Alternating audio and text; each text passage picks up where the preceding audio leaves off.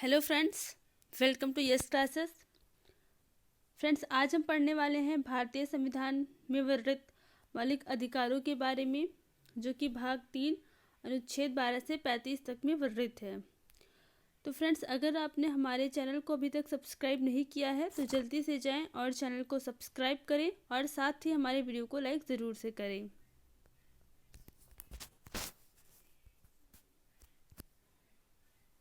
पहला प्रश्न है, मौलिक अधिकारों को सर्वप्रथम किस देश में मान्यता दी गई थी? तो मौलिक अधिकार को सर्वप्रथम संयुक्त राष्ट्र अमेरिका में यूएसए में मान्यता दी गई थी। Doctor B R. अम्बेडकर साहब ने संविधान के किस भाग को सबसे अधिक आलोकित माना है? तो भाग 3 को सबसे अधिक आलोकित डॉक्टर भीमराव अम्बेडकर ने माना है। मौलिक अधिकार का निलंबन कौन कर सकता है? मौलिक अधिकारों का निलंबन कौन कर सकता है? राष्ट्रपति साहब कर सकते हैं। मौलिक अधिकारों के बारे में सुनवाई करने का अधिकार किसको है? मौलिक अधिकारों के बारे में सुनवाई करने का जो अधिकार है वो सर्वोच्च न्यायालय को है और किस अनुच्छेद के द्वारा है? अनुच्छेद 32 के द्वारा है। अगला है, भारतीय संविधान का अस्पृश्यता का उन्मूलन या अस्पृश्यता का अंत किस अनुच्छेद में वर्णित है? तो अनुच्छेद 17 में जो है वो अस्पृश्यता का अंत के बारे में बताया गया है। मौलिक अधिकारों का मुख्य उद्देश्य क्या है? मौलिक अधिकारों का जो मुख्य उद्देश्य है वो क्या है? तो व्यक्तिगत स्वतंत्रता को सुनिश्चित करना। व्यक्ति की जो स्वतंत्रता होगी इसके विषय में बताना, वह कितना स्वतंत्र है और कितना नहीं। स्वतंत्रता का अधिकार किस अनुच्छेद में वर्णित है? स्वतंत्रता का जो अधिकार है वो 19 से 22 तक में वर्णित है। तो 19, 20 यानी 4 यहाँ पे अनुच्छेद हो जाएंगे। और वो चारों अनुच्छेद कौन कौन से हैं? मतलब 19 में क्या है? तो 19 में आप सभी को पता होगा वाक एवं अभिव्यक्ति की स्वतंत्रता है कि हम कुछ भी बोल सकते हैं, कुछ भी अभिव्यक्त कर सकते हैं अपने विचारों को। 20 में अपराधों के लिए दोष सिद्धि के संबंध में कुछ संरक्षण प्रदान किए गए हैं। और 21 में है प्राण एवं दैहिक स्वतंत्रता के बारे में बताया गया है। अनुच्छेद 22 में बताया गया है कुछ दशाओं में जो गिरफ्तारी से संरक्षण कर सकते हैं। सूचना का अधिकार यानी आरटीआई किस अनुच्छेद में जोड़ा गया है? सूचना का जो अधिकार है वो अनुच्छेद 19 के ए में जोड़ा गया है। शिक्षा का अधिकार किस अनुच्छेद में जोड़ा गया है? शिक्षा का अधिकार अनुच्छेद 21 के ए में जोड़ा गया है। और ये कौन सा संविधान संशोधन था? 86वां संविधान संशोधन, जो कि 2002 में हुआ था। अनुच्छेद 24 में मूल अधिकारों में क्या वर्णित है? अनुच्छेद 24 में जो मौलिक अधिकार हैं वो किस विषय में बताता है? तो बच्चों के शोषण के विरुद्ध अधिकार है, मतलब बच्चों का जो शोषण होता है उसके विरुद्ध अधिकार बताया गया है। कारखानों आदि में जो बालक कार्य करते हैं उसके प्रति जो है प्रतिषेध बताया गया है। संपत्ति का अधिकार कैसा अधिकार है? संपत्ति का अधिकार कानूनी अधिकार है। पहले यह भी मौलिक अधिकार की श्रेणी में आता था, परंतु 300 के अब इसको 44वें संविधान संशोधन के द्वारा जो है वो 300 के काम में इसको जोड़ दिया गया है। धार्मिक स्वतंत्रता का अधिकार किस अनुच्छेद में वर्णित है? तो धर्म की स्वतंत्रता हमें किस अनुच्छेद में वर्णित है? अनुच्छेद 25 में वर्णित है, यानी अनुच्छेद 25 इसका क्या हो जाएगा? सही आंसर हो जाएगा। मौलिक अधिकारों में संशोधन का अधिकार किसको है? मौलिक अधिकारों में संशोधन का जो अधिकार है वो संसद को है। संसद जो है मौलिक अधिकारों में संशोधन कर सकती है, इसमें कुछ जोड़ सकती है या किसी भी प्रकार का संशोधन कर सकती है। अगला प्रश्न देखते हैं। अगला प्रश्न है, किस वाद में संसद को मौलिक अधिकारों में संशोधन का अधिकार दिया गया है? तो किस वाद में दिया गया था? केशवानंद भारती वाद में दिया गया था। इसमें मौलिक अधिकारों में संसद को संशोधन का अधिकार प्रदान किया गया था। कौन सा मूल अधिकार विदेशी नागरिकों को प्राप्त नहीं है? तो मूल अधिकार कौन सा है जो विदेशी नागरिकों को प्राप्त नहीं है? अभिव्यक्ति की जो स्वतंत्रता है, अनुच्छेद 19 है, ये अनुच्छेद 19 है, अभिव्यक्ति की स्वतंत्रता, ये विदेशियों को प्राप्त नहीं है। 6 से 14 वर्ष की आयु तक की शिक्षा का अधिकार कैसा अधिकार है? कैसा अधिकार है? मूल अधिकार है, अर्थात 6 से 14 वर्ष के बच्चे जिसके भी संरक्षण में होंगे उन सभी को उन्हें शिक्षा, बच्चों को शिक्षा दिलाना पड़ेगा, क्योंकि वो इनका मूल अधिकार है। B.R. अम्बेडकर ने संविधान का हृदय एवं आत्मा, संविधान का हृदय एवं आत्मा की संज्ञा दी है। तो B.R. अम्बेडकर ने संविधान के हृदय या आत्मा की जो संज्ञा दी है वो किसे दी थी? संवैधानिक उपचारों का अधिकार, अनुच्छेद 32 को दी थी। ये प्रश्न आता है, कई बार आया है, इसको ध्यान में रखिएगा। अनुच्छेद 32 को जो है वो डॉक्टर भीमराव अम्बेडकर ने संविधान की आत्मा या हृदय कहा है, और ये होता है संवैधानिक उपचारों का अधिकार। मौलिक अधिकार को लागू करने के लिए रिट कहाँ दायर की जाती है? मौलिक अधिकारों को लागू करने के लिए जो रिट है वो उच्चतम न्यायालय में दायर की जाती है। किस याचिका का शाब्दिक अर्थ होता है? हम आदेश देते हैं। हम आदेश देते हैं का क्या अर्थ है कि हम आदेश देते हैं, अर्थात जो हो जाएगा कि इसके माध्यम से जो है ना, न्यायालय किसी लोक अधिकारी, जो भी सरकारी व्यक्ति होता है, उसको आदेश देता है कि वह उस कार्य को करे जिस कार्य करने हेतु वो बाध्य है, और उस कार्य को करने से वो इनकार भी, वह व्यक्ति उस कार्य को करने से इनकार भी नहीं कर सकता है। तो इस जो याचिका का जो शाब्दिक अर्थ होता है उसको परमादेश कहते हैं। किसी कैदी को न्यायालय के समक्ष प्रस्तुत करवाने के लिए किस रिट की आवश्यकता होती है? किसी कैदी को न्यायालय के समक्ष प्रस्तुत करवाने के लिए बंदी प्रत्यक्षीकरण की या हेबियस कॉर्पस की जो है वो आवश्यकता होती है। इसमें क्या होता है कि व्यक्ति को 24 घंटे के अंदर न्यायालय में प्रस्तुत करना होता है, और यही है बंदी प्रत्यक्षीकरण। अगला है,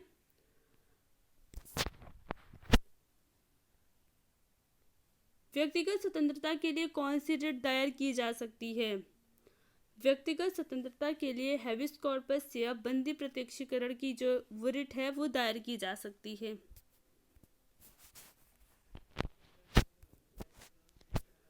मूल अधिकारों पर प्रतिबंध लगाने का अधिकार किसके पास है? मूल अधिकारों पर प्रतिबंध संसद के पास है। मूल अधिकारों पर प्रतिबंध संसद लगा सकती है, और एक विशेष परिस्थिति में लगा सकती है, हमेशा नहीं लगा सकती है। और किसके हस्ताक्षर होने पर? तो राष्ट्रपति के कहने पर संसद के पास जो अधिकार है कि वो मूल अधिकारों पर प्रतिबंध लगा सकती है। प्रेस की स्वतंत्रता किस अधिकार में निहित है? प्रेस की जो स्वतंत्रता है वो वाक एवं अभिव्यक्ति की स्वतंत्रता है, और ये अनुच्छेद कौन सा है? अनुच्छेद 19 का ए हो जाएगा। प्रेस की स्वतंत्रता, प्रेस की स्वतंत्रता का जो अधिकार हो जाएगा वो 19 के ए में हो जाएगा। संविधान के अनुच्छेद 23 में किसका वर्णन है? संविधान के अनुच्छेद 23 में किसका वर्णन है? शोषण के विरुद्ध अधिकार, मतलब किसी भी व्यक्ति का आप शोषण नहीं कर सकते हैं, उसके विरुद्ध इसमें अधिकार बताए गए हैं। संपत्ति के मौलिक अधिकार को किस संशोधन द्वारा समाप्त किया गया है? तो अभी मैंने आगे बताया था, संपत्ति के मौलिक अधिकार को 44वें संविधान संशोधन द्वारा उसको 300 के काम में रख दिया गया है, और ये कब हुआ था? तो 1978 में हुआ था। 44वां संविधान संशोधन जो है वो 1978 में हुआ था। वे अधिकार क्या कहलाते हैं जिन्हें राज्य विरुद्ध न्यायपालिका का संरक्षण प्राप्त होता है? राज्य विरुद्ध न्यायपालिका का संरक्षण मौलिक अधिकारों को प्राप्त होता है, तो वे अधिकार मौलिक अधिकार कहलाते हैं। 1215 ईस्वी में मौलिक अधिकारों का सूत्रपात किससे हुआ था? 1215 में मौलिक अधिकारों का सूत्रपात किससे हुआ था? इंग्लैंड के मैग्ना कार्टा से हुआ था। और इंग्लैंड में जो ये मैग्ना कार्टा है, तो मैग्ना कार्टा कहते किसे हैं? तो ये मैग्ना कार्टा एक अधिकारों का घोषणा पत्र है, और जिसको इंग्लैंड के जॉन द्वारा 1215 में सामंतों के दबाव में जारी किया गया था। नागरिकों के अधिकारों का ये पहला पत्र था। के अधिकारों का ये पहला पत्र था और 1215 में इंग्लैंड मौलिक अधिकारों का सूत्रपात किया गया था, इंग्लैंड में किया गया था। विश्व को स्वतंत्रता, समानता और मातृत्व का संदेश सर्वप्रथम किसने दिया था? फ्रांस की क्रांति ने दिया था। स्वतंत्रता, समानता और मातृत्व का संदेश सर्वप्रथम फ्रांस की क्रांति ने पूरे विश्व को दिया था। फ्रांस के संविधान में मानवीय अधिकारों की घोषणा कब शामिल की गई थी? 1789 में शामिल की गई थी, जो कि ये सही आंसर हो जाएगा। अमेरिका के संविधान में अधिकार पत्र की घोषणा कब की गई थी?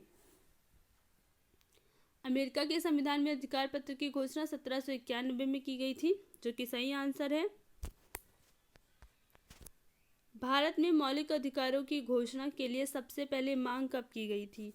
तो भारत में मौलिक अधिकारों की जो घोषणा है उसकी मांग 1990 में की गई थी। तो सर्वप्रथम मांग 1990 में की गई थी, 1895 में करी गई थी।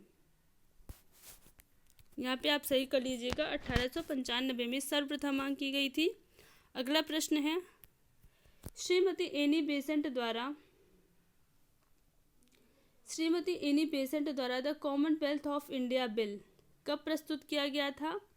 तो एनी बेसेंट द्वारा जो है वो कॉमनवेल्थ ऑफ इंडिया बिल 1925 में प्रस्तुत किया गया था, जो कि सही आंसर है। अगला है, परामर्श समिति के अध्यक्ष कौन थे? परामर्श समिति के अध्यक्ष सरदार वल्लभ भाई पटेल जी थे। 27 फरवरी 1947 को गठित मौलिक अधिकार उप समिति के संवैधानिक परामर्शदाता कौन थे? संवैधानिक परामर्शदाता के बारे में बहुत पूछता है, तो इसे याद रखिएगा, BN राव साहब थे। इनको संवैधानिक परामर्शदाता भी कहते हैं। संविधान सभा ने मौलिक अधिकारों को संविधान में कितनी श्रेणियों में शामिल किया था? तो मौलिक अधिकार को 7 श्रेणियों में शामिल किया था, परंतु संपत्ति के अधिकार को हटा दिया है, तो अब 6 हैं। मूल रूप से पूछेगा तो 7 है, पर वर्तमान में पूछेगा तो 6 हैं। किस अनुच्छेद में राज्य की परिभाषा दी गई है? राज्य की परिभाषा अनुच्छेद 12 में दी गई है। संविधान के किस अनुच्छेद में समानता का अधिकार वर्णित है? तो अनुच्छेद 14 से लेकर जो है वो 18 तक समानता के बारे में बताता है। संविधान के किस अनुच्छेद में स्वतंत्रता का अधिकार वर्णित है? स्वतंत्रता का अधिकार जो है वो अनुच्छेद 19 से 22 तक वर्णित है। संविधान के किस अनुच्छेद में शोषण के विरुद्ध अधिकार वर्णित है? शोषण के विरुद्ध जो अधिकार है वो अनुच्छेद 23 और अनुच्छेद 24 में बताया गया है। अनुच्छेद 23 में क्या है? अनुच्छेद 23 बताता है कि मानव के बालाश्रम या उनके दुर्व्यापार होते हैं उनका प्रतिषेध करना है। अनुच्छेद 24 बताता है कारखानों में जो बच्चे कार्य करते हैं उनका प्रतिषेध बताया गया है। संविधान के किस अनुच्छेद में धर्म की स्वतंत्रता का अधिकार वर्णित है? धर्म की स्वतंत्रता का अधिकार किस अनुच्छेद में वर्णित है? अनुच्छेद 25 से लेकर 28 तक धर्म की स्वतंत्रता के बारे में बताया गया है। इसमें बताया गया है कि कोई भी व्यक्ति धार्मिक कार्यों का प्रबंधन कर सकता है, वह जिस धर्म को मानता है उनका प्रचार प्रसार कर सकता है। संविधान के किस अनुच्छेद में संस्कृति और शिक्षा संबंधी अधिकार दिए गए हैं? संस्कृति और शिक्षा संबंधी अधिकार 29 और 30 में दिए गए हैं। अनुच्छेद 29 और अनुच्छेद 30 में दिए गए हैं। संविधान के किस अनुच्छेद में संवैधानिक उपचारों का अंत या संवैधानिक उपचारों का अधिकार वर्णित है? अनुच्छेद 32 को। अगला प्रश्न है, विधि के समक्ष समानता का सिद्धांत किस सिद्धांत के अनुरूप है? तो यह एक प्राकृतिक न्याय के अनुरूप है, जो कि सही आंसर है। राष्ट्रपति या राज्यपाल को किस अनुच्छेद में वर्णित न्यायालय के प्रति उत्तरदायी नहीं ठहराया गया है? राष्ट्रपति और राज्यपाल को किस अनुच्छेद में वर्णित न्यायालय के प्रति उत्तरदायी नहीं ठहराया गया है? तो अनुच्छेद 361 का 1 और अनुच्छेद 361 के 2 के तहत राष्ट्रपति व राज्यपाल को न्यायालय के प्रति उत्तरदायी ठहराया नहीं गया है। किस अनुच्छेद में एक और विधि के समक्ष समानता तो दूसरी ओर समान संरक्षण वर्णित है? एक तरफ जो है वो विधि के समक्ष समानता बताता है तो दूसरी तरफ समान संरक्षण बताता है। तो अनुच्छेद 14 के तहत, और अनुच्छेद 14 क्या है?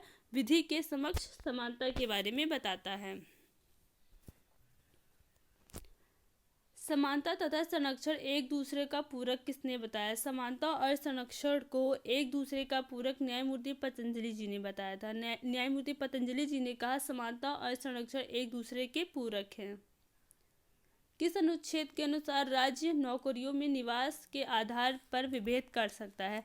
अनुच्छेद 16 के 3 के तहत जो है वो राज्य नौकरियों में निवास के आधार पर विभेद कर सकता है।